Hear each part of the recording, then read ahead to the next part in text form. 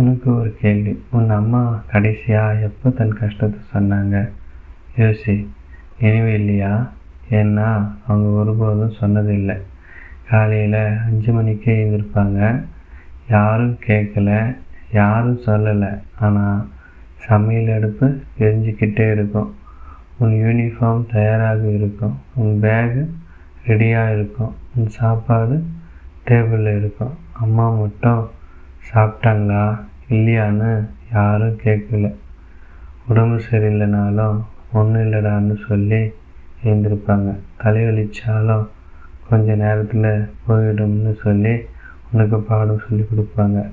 கண்ணீர் வந்தாலும் நீ பார்க்கும் முன்னாடியே துடைச்சிடுவாங்க. ஒரு நாள் நீ கேட்ட, அம்மா உனக்கு என்ன வேணும்னு. அவங்க ஒரு நிமிஷம் யோசிப்பாங்க. ஒருவேளை தன் ஆசை என்னன்னு அவங்களுக்கு மறந்துடுச்சோ என்னமோ.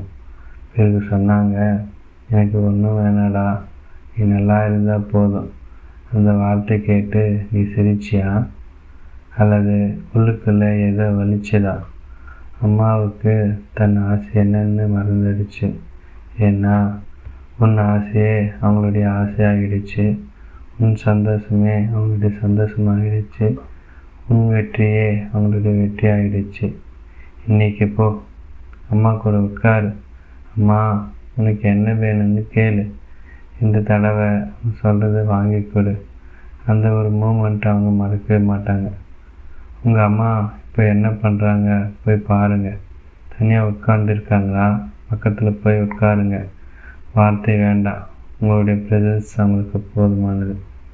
இந்த ஃபீலிங் தெரிஞ்சவங்க கமெண்ட்டில் அம்மான்னு போடுங்க. அவங்க இருக்கும்போது அவங்கள நேசிங்க.